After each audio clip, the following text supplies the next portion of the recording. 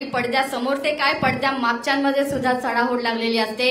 पण ज्या वेळेला अपयश पदरी पडतं तेव्हा त्या अपयशाची जबाबदारी तितक्याच संयंतपणे स्वीकारण्यासाठी सिंहाचं काळीज लागतं। आणि असंच सिंहाचं काळीज लाभलेले आपल्या महाराष्ट्राचे उपमुख्यमंत्री सन्माननीय देवेंद्रजी फडणवीस साहेब यांना मी सन्मानपूर्वक आमंत्रित करते आपल्या संबोधनासाठी।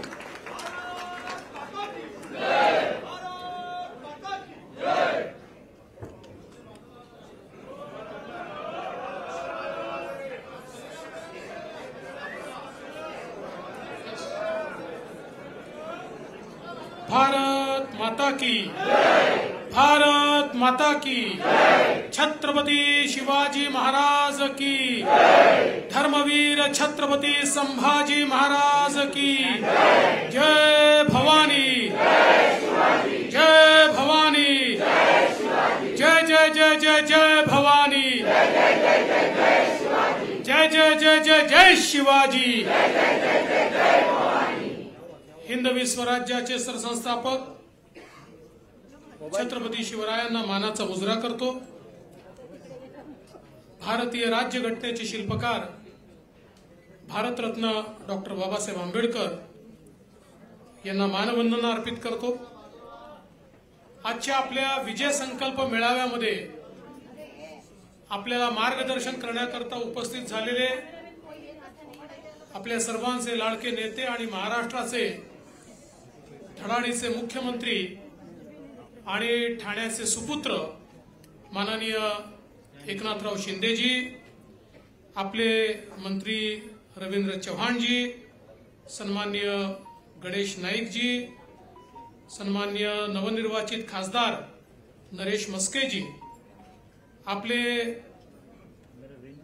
लोकप्रिय उमेदवार तरुण तडफदार हसतमुख आणि सर्वांशी अत्यंत प्रेमाने वागणारे अशी निरंजन डावखरेजी, हेमंत सवराजी, कपिल पाटीलजी, प्रशांत ठाकूरजी, प्रताप सरनाईकजी, मनीषाताई कायंदे, माधवीताई नाईक, अविनाशजी जाधव, अभिजितजी पानसे, मंदाताई म्हात्रे, प्रमोदजी हिंदूराव, किशोरजी शर्मा, संजयजी वाघुले, गोपालजी लांडगे, भास्करजी वाघमारे, संदीपजी नाईक, नरेंद्रजी मेहता, गीताताई जैन, ज्ञानेश्वरजी म्हात्रे, रमेशजी पाटील, रवींद्रजी फाटक, आनंदजी परांजपे, उमाताई खापरे, कुमार ऐलानीजी, राजेंद्र गावितजी, मंचावरील सर्व मान्यवर, कोणाचं नाव सुटलं असेल तर क्षमा मागतो। आणि या ठिकाणी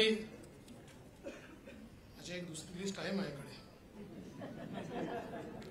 आमदार महेशजी चौगुले, हेमंतजी म्हात्रे, जयप्रकाशजी ठाकूर, हेमंतजी पवार, अविनाशजी कोळी, हर्षलजी पाटील, संदीपजी लेले, मधुकरराव मोपे, मीनाक्षीताई शिंदे, नानाजी सूर्यवंशी, वंदनाताई घोटपगार, प्रमोदजी इंगळे, मनीषा कर्लाद, महेंद्र पाटील, समीक्षाताई मारकड, भरत राजपूत।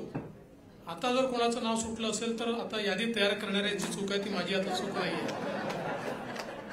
आणि उपस्थित सर्व माझ्या कार्यकर्ता भगिनी आणि बंधूंनो,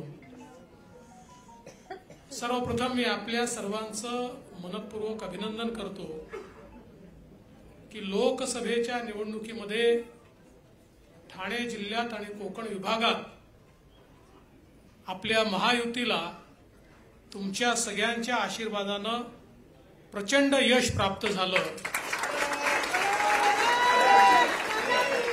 काही लोकांनी अशी गर्जना केली होती की आम्ही महायुतीला तडीपार करू, कोकणाने त्यांना कोकणातनं तडीपार केलं। आणि या ठिकाणी कोकणातल्या 6.5 जागांपैकी 6.5 म्हणजे मावळची जागा थोडी कोकणात येते म्हणून 5.5 जागा या महायुतीच्या निवडून आल्या। एक केवळ भिवंडीची जागा येऊ शकली नाही, ती काय येऊ शकली नाही हे आपल्याला सगळ्यांना त्याची कल्पना आहे। भिवंडीत काय घडलंय, जे मुंबऱ्यात घडलं तेच भिवंडीत घडलं, पण ठीक आहे, ते देखील आपण सुधारू, काही अडचण नाही आहे। पण त्याच्या व्यतिरिक्त प्रचंड अशा प्रकारची यश हे कोकणाने आपल्याला दिलं आणि तुमच्या सगळ्यांच्या मेहनतीतून हे यश आपल्याला या ठिकाणी साकारता आलं, आपल्या मुख्यमंत्र्यांच्या नेतृत्वात साकारता आलं, त्याबद्दल मला अतिशय आनंद आहे। आणि आता त्याच्या पाठोपाठ कोकण पदवीधर मतदारसंघाची निवडणूक ही आपल्या समोर या ठिकाणी आलेली आहे आणि मला विश्वास आहे की पुन्हा एकदा कोकणाचा आशीर्वाद हा निश्चितपणे आपल्या महायुतीलाच या ठिकाणी प्राप्त होणार आहे। मी सर्वात पहिल्यांदा श्री राज ठाकरेजी यांचे देखील मनापासून आभार मानतो की त्यांनी मनसेच्या वतीनं अभिजित पानसेजींना उमेदवार म्हणून घोषित केलं होतं। त्यांनी पूर्वी मेहनत देखील केली होती, रजिस्ट्रेशन देखील केलं होतं, पण आम्ही राज ठाकरेजींना विनंती केली की निरंजन डावखरे आपले सिटिंग अशा प्रकारचे इथले आमदार आहेत आणि आपण महायुतीमध्ये सगळे एकत्रित काम करतो आहोत। नुकतंच आपण लोकसभेमध्ये देखील अतिशय चांगल्या प्रकारचं काम या ठिकाणी केलं आहे आणि म्हणून तुम्ही या ठिकाणी जो काही उमेदवार घोषित केलेला आहे तर त्यांना तुम्ही थांबायला सांगावं आणि निरंजनला पाठिंबा द्यावा। आणि तशा प्रकारे श्री राज ठाकरेजींनी निर्णय घेतला आणि अभिजित पानसेजींनी आपली केलेली सगळी मेहनत ही निरंजनच्या पाठीशी उभी करण्याचा निर्णय घेतला आणि म्हणून मी खरोखर तुमचं अतिशय मनापासून या ठिकाणी अभिनंदन करतो। आताच रवींद्र चव्हाण साहेबांनी म्हणजे या निवडणुकीत गुरुजींची मतं खूप महत्वाची असतात, तसं गुरुजींप्रमाणे नीट वोटिंग कसं करायचं, ते वोटिंग कसं काढायचं आणि वोटिंग करता काय काय पथ्य पाळायची या सगळ्या गोष्टी आपल्या पुढे सांगितलेल्या आहेत। त्यामुळे त्याच्यामध्ये रिपिटेशन करण्याची आवश्यकता नाहीये। आणि निरंजन डावखरे यांच्यासारखा एक अतिशय तरुण तडफदार अशा प्रकारचा आपला उमेदवार आहे। गेल्या 2 टर्ममध्ये 12 वर्ष निरंजन यांनी या मतदारसंघाचं प्रतिनिधित्व केलं आणि आपल्या स्वभावाने, आपल्या संपर्काने सर्वांना जिंकणारा अशा प्रकारचा आपला उमेदवार आहे। विशेषतः ज्या प्रकारे ते आपलं संपर्क सगळीकडे ठेवतात हे अत्यंत महत्वाचं आहे, कारण हा मतदारसंघ अत्यंत मोठा आहे। या ठिकाणी अख्खं कोकण त्याच्यामध्ये येतं। जवळपास मला वाटतं का 39 मतदारसंघ विधानसभेचे याच्यामध्ये येतात, त्यामुळे इतका मोठा सगळा पसार आहे। पण तरी देखील विधान परिषदेमध्ये पदवीधरांचे प्रश्न तर त्यांनी मांडलेच, पण जनसामान्यांचे जे प्रश्न होते ते प्रश्न देखील अत्यंत पोटतिडकीने त्यांनी मांडले आणि सभागृहातला परफॉर्मन्स देखील त्यांचा हा अतिशय चांगला राहिलेला आहे। विधान परिषदेतला एक अतिशय जागरूक आणि ऍक्टिव्ह आमदार म्हणून त्यांच्याकडे त्या ठिकाणी पाहिलं जातं। त्यांनी ग्रंथपालांच्या नोकरीचा विषय असेल त्याचा संघर्ष करून त्यांना कायम करण्याचं काम केलं। प्रयोगशाळा सहाय्यकांचा विषय त्यांनी सोडवला। डिजिटल शाळांचा उपक्रम तर 5ही जिल्ह्यांमध्ये अतिशय चांगल्या प्रकारे त्यांनी त्या ठिकाणी राबवला। नीट आणि जेईईच्या परीक्षांसाठी आमच्या तरुणांना मोफत मार्गदर्शनाचा ॲप हा निरंजन यांनी त्या ठिकाणी लोकांपर्यंत पोहोचवला। रोबोटिक कोडिंग, आर्टिफिशियल इंटेलिजन्स यांच्या सोलर ऑपरेटेड प्रयोगशाळा या आधुनिक तंत्रज्ञान आमच्या विद्यार्थ्यांपर्यंत पोहोचलं पाहिजे या दृष्टीनं त्या मंजूर करून घेतल्या आणि लवकरच त्या आता वेगवेगळ्या ठिकाणी कार्यरत होणार आहेत। एमपीएससीच्या विद्यार्थ्यांचे जे प्रश्न होते त्या प्रश्नावरही वेळोवेळी लोकाभिमुख भूमिका घेऊन माननीय मुख्यमंत्री साहेब असतील, आम्ही सगळे असू, आमच्यापर्यंत पोहोचून एमपीएससीच्या विद्यार्थ्यांचे प्रश्न देखील त्यांनी या ठिकाणी सोडवले आणि शिक्षक कर्मचारी असतील, शिक्षकेतर कर्मचारी असतील, किंवा क्रीडा आणि आरोग्याचं क्षेत्र असेल, असं कुठलं क्षेत्र नाही की ज्या क्षेत्रामध्ये त्यांनी उत्तम काम केलेलं नाही. आणि म्हणून मला असं वाटतं की निश्चितपणे एक अतिशय चांगला उमेदवार या निमित्ताने महायुतीने दिला आहे. आणि महायुतीचे सर्व घटक पक्ष जे आहेत, भाजप असेल, शिवसेना असेल, मनसे असेल, रिपाई असेल आणि इतर आपले जे सगळे मित्र असतील, या सगळ्यांचे कार्यकर्ते हे त्या ठिकाणी निश्चितपणे कामी लागले आहेत. पण ही गोष्ट देखील तेवढीच खरी आहे की ही निवडणूक ही प्रचाराच्या निवडणुकीपेक्षा नियोजनाची निवडणूक आहे. कारण इथे वेगवेगळे जे आपले मतदार आहेत हे कुठे गठ्ठ्याने आपल्याला सापडत नाहीत. काही ऑफिसेसमध्ये सापडतात, काही शाळा कॉलेजेसमध्ये सापडतात, पण ओव्हरऑल हे वेगवेगळे स्कॅटर्ड पद्धतीनं आपल्याला मतदार या ठिकाणी पाहायला मिळतात.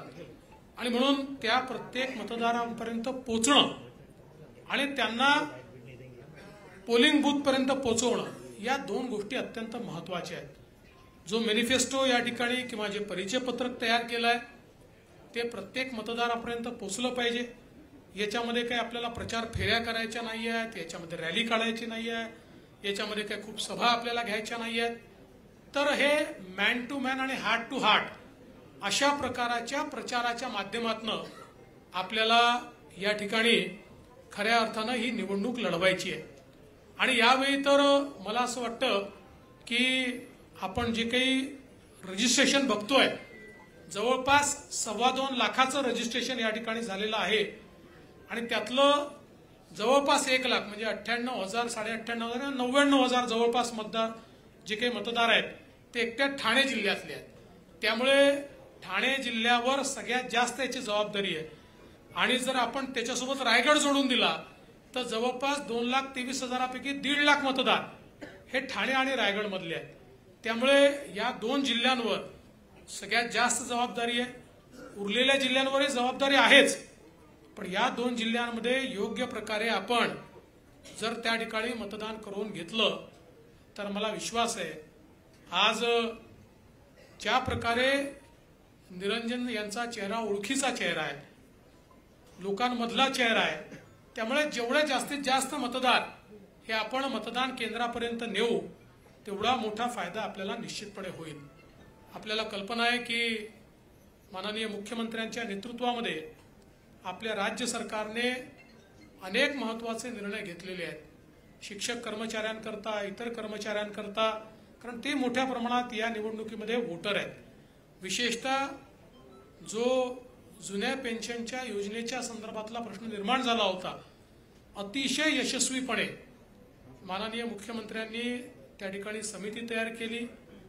सगळ्या कर्मचारी युनियनशी चर्चा करून त्यांना मान्य असलेला तोडगा हा त्यातनं आपण काढला आणि विधानसभेमध्ये तो तोडगा स्वीकारून त्या संदर्भात भविष्यात रिटायर होणाऱ्या सगळ्या आमच्या कर्मचाऱ्यांना त्या ठिकाणी पेन्शन आणि त्यांचं जी काही डिग्निटी आहे या दोन्ही गोष्टी या त्या ठिकाणी राहतील अशा प्रकारचा निर्णय घेतला.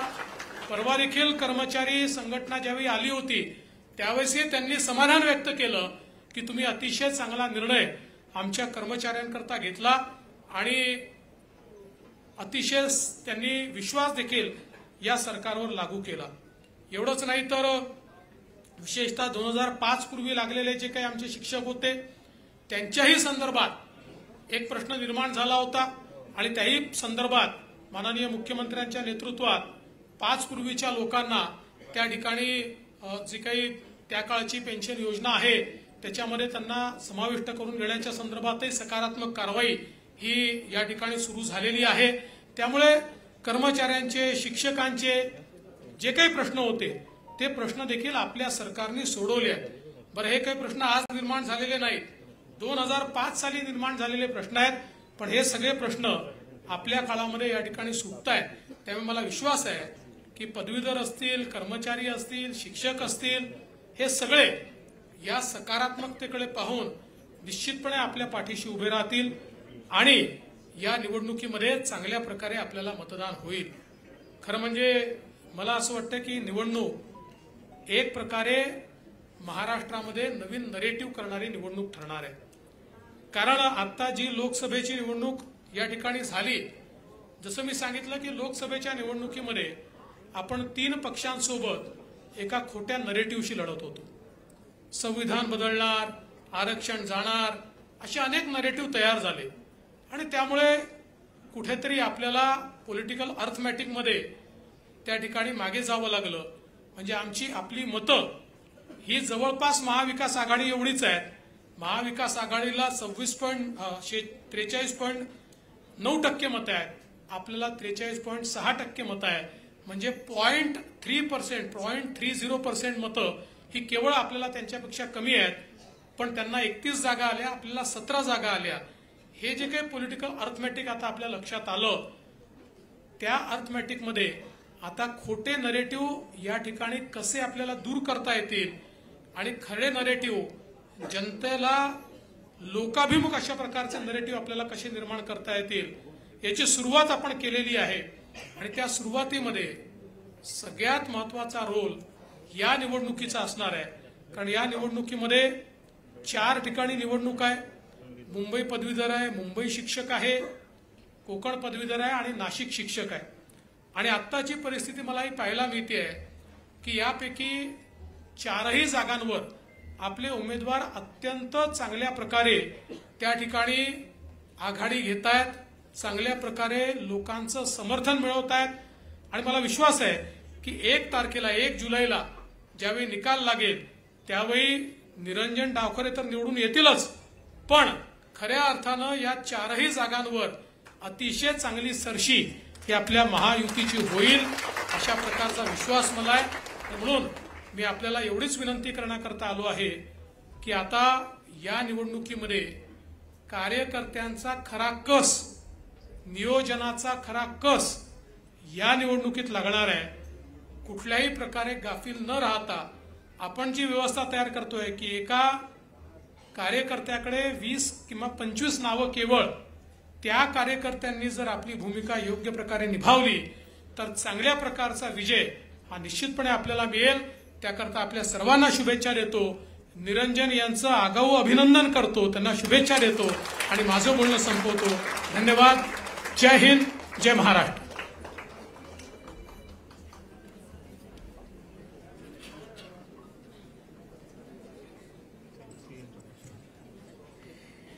धन्यवाद फडणवीस साहेब. काळ, काम आणि वेग याचं नियोजन करून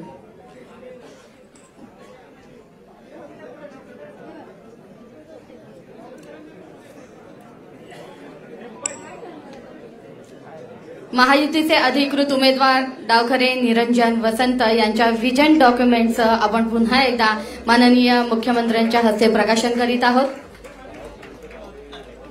भारतीय जनता पार्टी, शिवसेना, राष्ट्रवादी काँग्रेस पार्टी, महाराष्ट्र नवनिर्माण सेना, आरपीआय आणि मित्र पक्षांच्या महायुतीचे अधिकृत उमेदवार डावखरे निरंजन वसंत. सर्व मान्यवरांचे पुन्हा एकदा मनपूर्वक